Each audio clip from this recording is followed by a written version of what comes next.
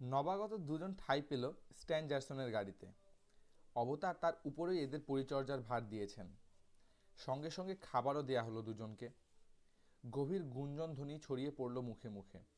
চাবুকের আওয়াজ, গাড়ির চাকার ধ্বনি, ঘোড়ার রেশা রব মিলে বিচিত্র মিশ্র শব্দ উঠল বাতাসে। পথ চলা শুরু হলো দলটার। স্বদেশ ত্যাগের পর দীর্ঘ দুর্গম পথ আর অসংখ্য প্রতিকূলতা অতিক্রম করে মর্মনরা অবশেষে পৌঁছল রকি মাউন্টেনের পশ্চিম প্রান্তে রৌদ্রোজ্জ্বল উটা উপত্যকায়। অবতার জানালো, এই সেই ঈশ্বর প্রতিশ্রুত দেশ। উর্বর এই ভূখণ্ডে বসতি স্থাপন করবে মর্মনরা।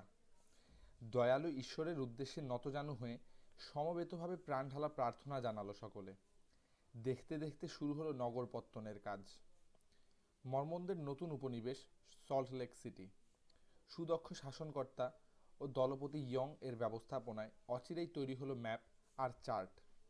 আঁকা হলো ভবিষ্যৎ শহরের নকশা। মর্যাদা অনুসারে জমি জায়গাও বিলি হয়ে গেল। সমাজের সকল স্তরের সব বৃত্তির মানুষকে লাগিয়ে দেয়া হলো কাজে। আগাছা ঝোপঝাড় সাফ করে রাস্তাঘাট বাগান তৈরি হতে হতে একটা বছর কেটে গেল। গ্রীষ্ম আসতে সোনালি গমের শীষ ঝলমলিয়ে উঠল সারা দেশে। শ্রী আর সম্পদ ক্রমেই বাড়তে লাগলো। ক্রমে বাড়িঘর তৈরি সম্পূর্ণ হলো। শহরের কেন্দ্রে মাথা উঁচিয়ে দাঁড়ালো বিরাট মন্দির। সকাল সন্ধ্যায় মন্দিরে প্রার্থনায় সমবেত হয় উপনিবেশের কৃতজ্ঞ সুখী মানুষ।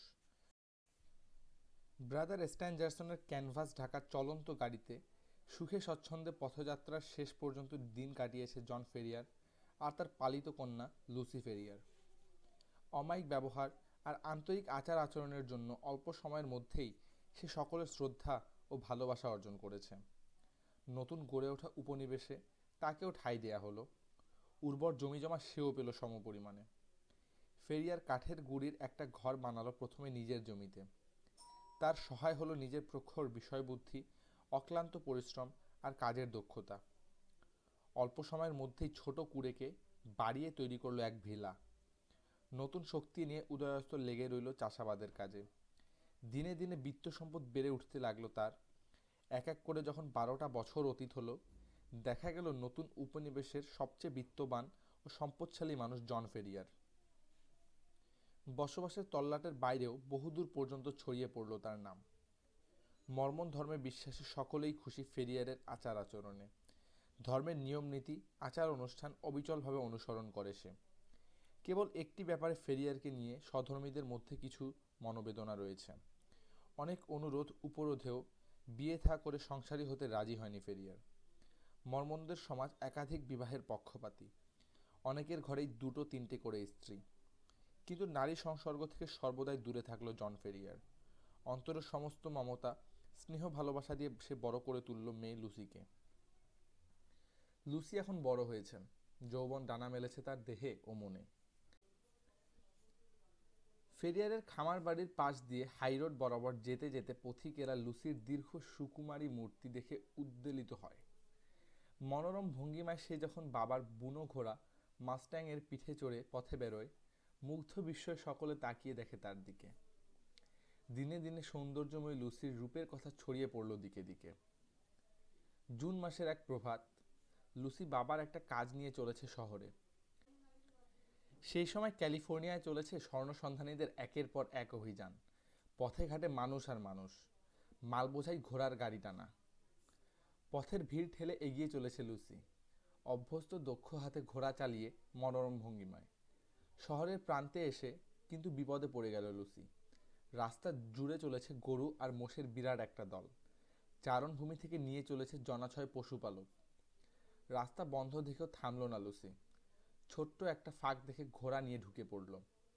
দেখতে দেখতে চারদিক থেকে শিং বাঁকানো বলিষ্ঠ সব মোষ আর গরু ওকে ঘিরে ধেয়ে চলল। ভয় নেই লুসির। গরু মোষ সামলাবার কায়দা সে জানে। দিব্যি ফাঁকে ফাঁকে এগিয়ে নিয়ে চলল ঘোড়াটাকে। এই সময় কি করে একটা বলদের শিংয়ের খোঁচা লেগে গেল মাস্ট্যাংয়ের পাঁজরের পাশে। অমনি খেপে গেল ঘোড়া। সামনের পা তুলে ক্রমাগত লাফ দিতে লাগলো। ফলে তার খুরের চাট লাগতে লাগলো মিছিলের জন্তুগুলোর গায়ে। দাপাদাপি শুরু হলো সেগুলোর মধ্যেও। একটা চাটের বদলে মাস্ট্যাংয়ের গায়ে লাগলো লম্বা শিংয়ের 3টা গুঁতো। এমনভাবে লাফাতে শুরু করলো ঘোড়াটা যে তার পিঠে বসে থাকাই মুশকিল হলো। পাকা ঘোড়সওয়ার বলে লুসি কোনো রকমে সামাল দিয়ে চলল। বারবার পেছনের পায়ে দাঁড়িয়ে উঠে ঘোড়া শরীর ঝাঁকুনি দিচ্ছে। কতক্ষণ এভাবে থাকা যায়? হাত ফসকে একবার পড়তে পারলেই পিষে চিরে চ্যাপ্টা হতে হবে। প্রাণপণে তবু ঘোড়ার গলা আঁকড়ে রইল লুসি, কিন্তু হাত যেন ক্রমেই শিথিল হয়ে আসতে লাগলো। আর শেষ রক্ষা বুঝি হয় না। লুসি বুঝতে পারছে তার পরিণতি, কিন্তু সর্বশক্তি প্রয়োগ করে হাত ঠিক রাখতে পারছে না। ভয়ে চোখ বন্ধ করে রইল লুসি। সহসা ধ্বনিত হলো একটা কণ্ঠস্বর, ভয় নেই, লাগাম ছাড়বেন না। সঙ্গে সঙ্গে পশুর ভিড়ের মধ্য থেকে এগিয়ে এলো একটা দড়ির মতো পাকানো বলিষ্ঠ হাত। শক্ত মুঠিতে ঘোড়ার মুখের লাগাম চেপে ধরে লুসিকে টেনে নিয়ে এলো মিছিলের বাইরে। রোদে পোড়া বাদামি মুখটার দিকে কৃতজ্ঞ দৃষ্টিতে তাকালো লুসি। বুনো চেহারার এক বলিষ্ঠ তরুণ, তেজিয়ান একটা ঘোড়ার পিঠে বসে আছে দৃপ্ত ভঙ্গিতে। পরনে শিকারীর মোটা পোশাক, কাঁধে লম্বা রাইফেল। লুসি বিগলিত হেসে বলল, বড্ড ভয় পেয়ে গিয়েছিলাম। জন ফেরিয়ারের বাড়ি থেকে বেরুতে দেখলাম না আপনাকে? হ্যাঁ, উনি আমার বাবা। তাহলে আমার নাম বললেই চিনতে পারবেন। জিজ্ঞেস করবেন সেন্ট লুইয়ের জেফারসন হোপকে মনে পড়ে কিনা। লুসি গম্ভীরভাবে বলল, আপনি নিজেই একদিন এসে জিজ্ঞেস করুন না। জেফারসন হোপের সঙ্গে এভাবেই প্রথম আলাপ হলো লুসির, এমনই এক স্মরণীয় নাটকীয় পরিস্থিতিতে। তরুণ জেফারসন দলবল নিয়ে নেভাদা মাউন্টেনে রূপোর সন্ধানে ঘুরছে অনেক দিন। সন্ধানও পেয়েছে। মূলধনের সন্ধানে তাই তাকে প্রায়ই আসতে হয় সল্ট লেক সিটিতে। সেদিন রাতেই সে এলো জন ফেরিয়ারের ভিলায়। কথা হলো দুজনে। বাইরের জগতের খবরাখবর জেফারসন পায় না অনেক কাল। ফেরিয়ারের মুখে সেই খবর পেয়ে খুশি। 2-4 দিন যাতায়াত করতেই এই বলিষ্ঠ দেহ ও খোলা মনের তরুণটির গুণমুগ্ধ হয়ে পড়ে ফেরিয়ার। বাবার মুখে জেফারসনের গুণের কথা শুনে দিনে দিনে লুসিরও অনুরাগ বৃদ্ধি পায়। তার অজান্তেই চুরি হয়ে যায় তার মন। এক সন্ধ্যায় ঘোড়া ছুটিয়ে এলো জেফারসন। দাঁড়ালো ফটকের সামনে। ওকে দেখেই ছুটে এলো লুসি। মুখোমুখি দাঁড়ালো দুজনে। লুসির হাত দুটি নিজের হাতে নিয়ে জেফারসন আবেগ মিশ্রিত স্বরে বলল, লুসি, মাস 2-এর জন্য বাইরে যাচ্ছি। ভালো থেকো। ফিরে এসে আমাদের বিয়ের ব্যবস্থা পাকা করব। বাবা যদি রাজি না হন? রাজি হয়েছেন। রূপোর খনিতে কাজ দেখাতে পারলেই তিনি খুশি। জেফারসনের বিশাল বুকে আরক্তিম মুখ লুকিয়ে লুসি বলল, তাহলে আমি আর কি বলবো। জেফারসন বিদায় নিয়ে টুপি নেড়ে ঘোড়া ছুটিয়ে দিয়েছিল। এরপর দূর থেকে দূরে ক্রমে ওর ঘোড়া মিলিয়ে গিয়েছিল। জন ফেরিয়ার জানত এমন একটা দিন এগিয়ে আসছে যেদিন তাকে ধর্মান্ধ মর্মনদের বিষ নজরে পড়তে হবে। এই নিয়ে তার ভাবনার অন্ত ছিল না। লুসি আর জেফারসন যতই ঘনিষ্ঠ হয়েছে, ভয়টা ততই তার মনে মোচড় দিয়ে উঠেছে। অপরিসীম ধৈর্য আর সংযমে নিজেকে সামলে রেখেছে। মেয়েকে বিন্দু বিসর্গও বুঝতে দেয়নি।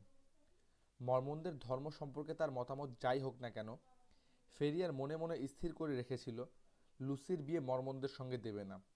এদের বিবাহ রীতি তার পছন্দ নয়। আত্মমর্যাদা বিসর্জন দিয়ে আর যাই হোক ঘর সংসার হয় না। জেফারসন হীরের টুকরো ছেলে, তার উপর সধর্মী, খ্রিস্টান। তাকে পেয়ে সে হাতের চাঁদ পেয়েছিল। তাই একদিকে যেমন আতঙ্কে বুক কুঁকড়ে উঠেছে, তেমনি আর একদিকে লুসির হাস্যময় সুখী মুখ কল্পনা করে আপ্লুত হয়েছে। ভয়টা অমূলক নয় ফেরিয়ারের। এখানে এই দীর্ঘ 12 বছরে সে অনেক কিছুই দেখেছে, অনেক কিছুই শুনেছে। ধর্মের নামে এরা উন্মাদ। ধর্মীয় গোঁড়ামির বিরুদ্ধে কথা বলাটা তাই বিপজ্জনক। অত্যন্ত সাধু সজ্জন প্রকৃতির মানুষও ধর্ম নিয়ে কথা বলতে ভয় পায়। প্রচলিত ধর্মীয় নিয়মনীতির বিরুদ্ধে কথা বলা প্রায়শ্চিত্ত করতে হয় প্রাণ দিয়ে। গির্জার বিরুদ্ধে যে রুখে দাঁড়িয়েছে, চিরতরে অদৃশ্য হয়ে গিয়েছে সে। তার বউ, ছেলেমেয়ে, আপনজন কেউ আর কোনোদিন সন্ধান পায়নি তার। ভুল করে রাগের মাথায়ও যদি কেউ ধর্মবিরুদ্ধ কথা উচ্চারণ করে ফেলে, রেহাই পায়নি সেও। কাকপক্ষীর অজান্তে সে একদিন সবার মধ্যে থেকে হারিয়ে গেছে। মর্মনদের সংগঠন সর্বজ্ঞ, সর্বশক্তিমান, অথচ সে সংগঠনকে কেউ চোখে দেখেনি আর নাম শোনেনি। কিন্তু সংগঠনের কাজ প্রত্যক্ষ করেছে সকলেই। ভয়ঙ্কর এই অদৃশ্য সংগঠনের শক্তি প্রয়োগ সীমিত ছিল প্রথমে কেবল অবাধ্যদের উপর। মর্মন ধর্ম গ্রহণ করে যারা পরে তা বর্জন করতে চেয়েছে, কিংবা কোনোভাবে নিয়ম লঙ্ঘন করে ধর্মীয় রীতিকে কলুষিত করেছে, তাদের শাস্তি বিধান করত এই সংগঠন। কিন্তু ক্রমশই ব্যাপকভাবে সক্রিয় হয়ে উঠেছে এই ভয়াবহ শক্তি। মর্মনদের মধ্যে স্ত্রীলোকের সংখ্যা কমে আসছিল, অথচ বহুবিবাহ প্রথা প্রচলিত। নারীর সংখ্যা কমে এলে এই বিবাহ রীতি চির খাবে। ব্যাপারটা যখন এরকম পরিস্থিতিতে পৌঁছেছে, তখনই মর্মনদের মুখে মুখে নানা রকম ভয়াবহ কাহিনী ছড়িয়ে পড়ল চারদিকে। ভয়ে ত্রাসে প্রাণ নিয়ে পালিয়ে গেল অনেকে। কিন্তু দেশত্যাগী অধিবাসীরা দুর্গম অঞ্চলে পালিয়ে গিয়েও পরিত্রাণ পেল না। তাদের শিবির লুট হলো, খুন হলো নির্বিচারে। হারেমে মহন্তদের আমদানি হতে লাগলো নতুন নতুন স্ত্রীলোক। শোনা যায় মুখোশধারী আতাতায়ীরা নাকি রাতের অন্ধকারে দল বেঁধে আসে, নিঃশব্দে কাজ হাসিল করে রাতের অন্ধকারে মিলিয়ে যায়। রহস্যময় এই সংগঠন ক্রমে বিশেষ এক পৈশাচিক নামে পর্যবসিত হলো। ড্যানাইট ব্যান্ড বা অ্যাভেজিং অ্যাঞ্জেলস নাম শুনেই বুকের রক্ত হিম হয়ে যায় মানুষের।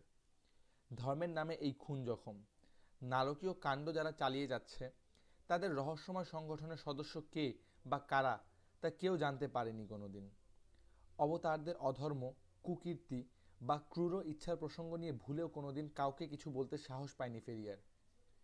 উটায় বালিরও কান আছে, কিন্তু এটাও জানতো একদিন লুসিকে নিয়ে তাকে মুখোমুখি হতে হবে এই নৃশংস মর্মন সংগঠনের। মর্মন ধর্মের রীতি ভেঙে লুসির বিয়ে অন্যত্র দেবার চেষ্টা করলেই বাধা আসবে, আর সে বাধা বলা যায় না তার প্রাণ নিয়ে হয়তো টান দেবে। জেনে শুনেও মন শক্ত রেখেছিল ফেরিয়ার। ভেবেছিল নির্দিষ্ট সময় এগিয়ে এলে দেশ ছেড়ে মেয়েকে নিয়ে বেরিয়ে পড়বে। গুটি গুটি পায়ে সেই সময় দোরগোড়ায় পৌঁছে এসেছে। জেফারসন 2 মাস পর ফিরে এলেই সেই সময় উপস্থিত হবে। লুসির মুখে সংবাদটা শুনবার পর থেকে ভেতরে ভেতরে অস্থির আর আতঙ্কগ্রস্ত হয়ে পড়েছে সে। ঘুরে ফিরে একই চিন্তা মাথায় ঘুরপাক খাচ্ছে।